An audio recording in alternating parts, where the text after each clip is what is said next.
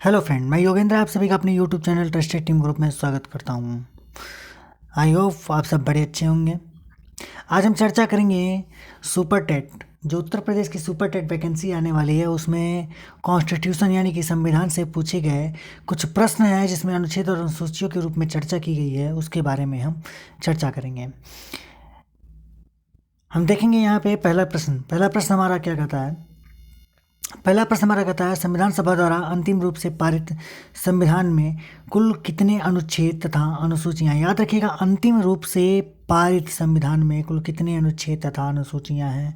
तो याद रखिएगा उसका आंसर होगा 395 अनुच्छेद और 8 अनुसूचियां।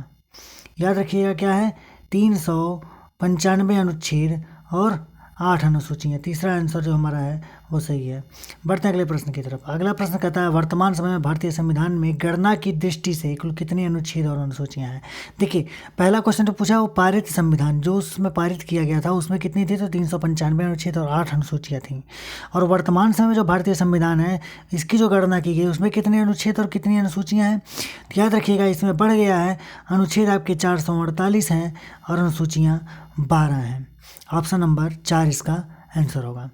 बढ़ते हैं अगले प्रश्न की तरफ। अगला प्रश्न हमारा करता है, वर्तमान में भारतीय संविधान में धाराओं की कुल कितनी संख्या है। वर्तमान जो हमारी भारतीय संविधान है उसमें धाराओं की संख्या जो है वो आपकी 395 है। कितनी है, 395। ऑप्शन नंबर 2 सही है। बढ़ते हैं अगले प्रश्न की तरफ। संविधान के किस अनुच्छेद में यह अंकित है कि इंडिया अर्थात भारत राज्यों का एक संघ होगा। कौन से अनुच्छेद में ऐसा बताया गया है कि जो इंडिया हमारा है यानी कि भारत जो है वो राज्यों का एक संघ होगा। किस अनुच्छेद में बात किया गया है, तो अनुच्छेद नंबर 1 ऑप्शन नंबर 1 में इस बात की चर्चा की गई है कि जो भारत होगा वो राज्यों का एक संघ होगा। बढ़ते अगले प्रश्न की तरफ। अगला प्रश्न हमारा कहता है, संविधान के अनुच्छेद 1 में भारत को क्या कहा गया। अभी हम पिछले क्वेश्चन में बात की है कि अनुच्छेद 1 में भारत को क्या कहा गया है, राज्यों का संघ कहा गया। ऑप्शन नंबर 4 भारत को अनुच्छेद 1 में राज्यों का संघ कहा गया है। बढ़ते हैं अगले प्रश्न की तरफ। अगला प्रश्न हमारा कहता है, भारतीय संविधान के किन अनुच्छेदों में नागरिकता संबंधी प्रावधान है। कौन सा ऐसा अनुच्छेद का जो समूह है, अनुच्छेद 1 से 5, 5 से 11, 12 से 35, 36 से 51, कौन सा ऐसा अनुच्छेद का जो हमारा कौन से ऐसे अनुच्छेद हैं इसमें जो दिया गया है ऑप्शन में, जिससे हमारा क्या है कि नागरिकता संबंधी प्रावधान है। तो याद रखिएगा अनुच्छेद 5 से लेके 11 तक जो हमारा है वह नागरिकता संबंधी प्रावधान के बारे में अगर जो चर्चा करता है तो अनुच्छेद 5 से 11 है। बढ़ते हैं अगले प्रश्न की तरफ। निम्न में से किस अनुच्छेदों द्वारा भारतीय संविधान नागरिकों को मूल अधिकार निश्चित प्रदान करता है। अब मूल अधिकार कहाँ से मिल रहा है, देखिए अभी पहले बात किया गया किसका, पहले बात किया गया नागरिकता संबंधी प्रावधान का। अब पूछ लिया इसने मूल अधिकार निश्चित जो प्रदान करता है वो कौन सा है। मूल अधिकार निश्चितता यह जो हमारा प्रदान करता है वह कौन सा है, पहला ऑप्शन 12 से 35 तक। 12 से अनुच्छेद 12 से 35 जो है वो हमारा मूल अधिकार का जो निश्चितता है उसे प्रदान करता है। अगले प्रश्न की तरफ बढ़ेंगे। नौकरियों तथा शैक्षणिक संस्थाओं में समाज के कमजोर वर्ग के लिए आरक्षण उपलब्ध कराने के लिए केंद्र सरकार को संविधान का कौन सा अनुच्छेद अधिकार प्रदान करता है। किस अनुच्छेद के द्वारा यह बात किया गया है कि जो समाज के कमजोर वर्ग के लोग हैं उनको आरक्षण दिया जाए। तो अनुच्छेद 16 के तहत जो कमजोर वर्ग है उनको आरक्षण कराने का केंद्र सरकार को संविधान में अनुच्छेद के द्वारा प्रदान किया गया, अनुच्छेद 16 के द्वारा।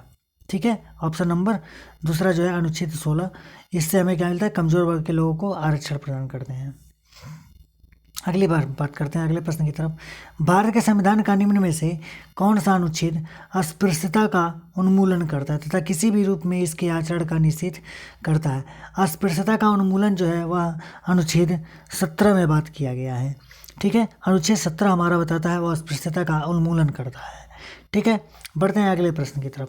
अगला प्रश्न हमारा क्या कहता है, भारतीय संविधान का कौन सा अनुच्छेद राष्ट्रपति के पद के लिए पुनः निर्वाचन की योग्यता निर्धारित करता है।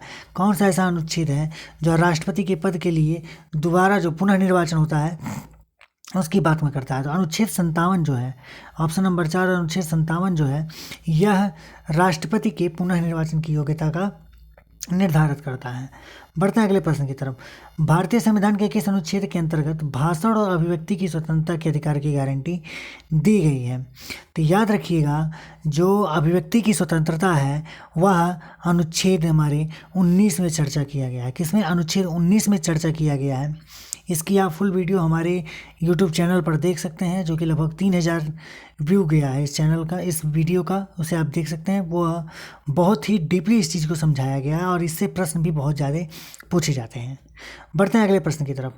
अगला प्रश्न हमारा कहता है कि भारतीय संविधान के किस अनुच्छेद में प्रेस की स्वतंत्रता दी गई है? तो देखिए, प्रेस की जो स्वतंत्रता है वो अनुच्छेद 19 के फर्स्ट में दी गई है, जो कि प्रेस की स्वतंत्रता है। अगले प्रश्न की तरफ बढ़ेंगे। कौन सा ऐसा मौलिक अधिकार के अंतर्गत कौन सा अनुच्छेद बच्चों के शोषण के रूप में संबंधित है? बच्चों के शोषण से संबंधित कौन सा अनुच्छेद है? तो याद रखिएगा, अनुच्छेद 24 जो है वह बच्चों के शोषण के संबंधित है।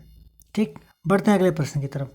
भारतीय संविधान के किस अनुच्छेद में अल्पसंख्यक के हितों के संरक्षण की व्यवस्था है? तो याद रखिएगा, जैसे ही अल्पसंख्यक के हितों के संरक्षण की व्यवस्था पूछा जाए, आपको कुछ नहीं करना है, आर्टिकल 29 यानी कि अनुच्छेद 29 पे आपको टिक करना है। बढ़ते हैं अगले प्रश्न की तरफ। अगला प्रश्न आपको कहता है, कौन से अनुच्छेद के अंतर्गत भारत का सर्वोच्च न्यायालय नागरिकों के मौलिक अधिकार की रक्षा करता है? कौन सा ऐसा अनुच्छेद है जिसके अंतर्गत भारत का सर्वोच्च न्यायालय जो है, यानी कि सुप्रीम कोर्ट है, वह नागरिकों के मौलिक अधिकार की रक्षा करता है? तो याद रखिएगा, अनुच्छेद 32। अनुच्छेद 32 के तहत जो सर्वोच्च न्यायालय है वह नागरिकों के मौलिक अधिकार की रक्षा करता है। बढ़ते हैं अगले प्रश्न की तरफ। अगला प्रश्न हमारा कहता है, भारतीय संविधान के किन अनुच्छेदों में राज्य के नीति निर्देशक तत्वों का उल्लेख है? नीति निर्देशक तत्वों का उल्लेख किस अनुच्छेद के तहत है? तो याद रखिएगा, अनुच्छेद 36 से 51, आर्टिकल 36 से 51 में राज्य के नीति निर्देशक तत्वों का उल्लेख है। बढ़ते हैं अगले प्रश्न की तरफ। भारतीय संविधान के अंतर्गत कल्याणकारी राज्य की अवधारणा निम्नलिखित में से किस अनुच्छेद में वर्णित है? तो याद रखिएगा, हमारे अनुच्छेद 39 के तहत कल्याणकारी राज्य की अवधारणा का वर्णन किया गया है। ठीक, बढ़ते हैं अगले प्रश्न की तरफ। अगला प्रश्न हमारा करता है, भारतीय संविधान का कौन सा अनुच्छेद राज्य सरकारों को ग्राम पंचायत के गठन का निर्देश देता है? कौन सा ऐसा अनुच्छेद है जो भारत सरकार को क्या करता है? राज्य सरकारों को ग्राम पंचायत के गठन का निर्देश। तो याद रखिएगा, अनुच्छेद जो 40 है वह राज्य सरकार को यह निर्देश देता है कि वह क्या करे, राज्य सरकारों को निर्देश देता है कि ग्राम पंचायत का गठन करे। ठीक, बढ़ते हैं अगले प्रश्न की तरफ। 42वें संशोधन द्वारा संविधान के किस अनुच्छेद में मौलिक कर्तव्यों को जोड़ा गया है? 42वें संविधान संशोधन के अनुच्छेद में किस अनुच्छेद में मौलिक कर्तव्य को जोड़ा गया है? तो याद रखिएगा, 51 का ए जो हमारा है, 51A में मौलिक अधिकार को, मौलिक कर्तव्यों को जोड़ दिया गया है। और जो हमारा अंतिम प्रश्न है, अंतिम प्रश्न हमारा कहता है, भारतीय संविधान के किस अनुच्छेद में मौलिक कर्तव्यों की चर्चा की गई है? तो याद रखिएगा, 51A में, अनुच्छेद 51A में मौलिक कर्तव्यों की चर्चा की गई है। ठीक, ये था हमारा आज का कुछ महत्वपूर्ण बिंदु। आशा करते हैं कि आपको वीडियो पसंद आएगा। और यह जो प्रश्न हमारा है यह बहुत ही महत्वपूर्ण है सुपर टेट की दृष्टि से और यूपी टेट की दृष्टि से, साथ ही साथ यूपीएससी में, एसएससी में बहुत ही ज़्यादा इससे संबंधित प्रश्न पूछे जाते हैं। मेरी आपसे रिक्वेस्ट है, चैनल को सब्सक्राइब करिए, वीडियो को लाइक करिए, शेयर करिए। Thank you.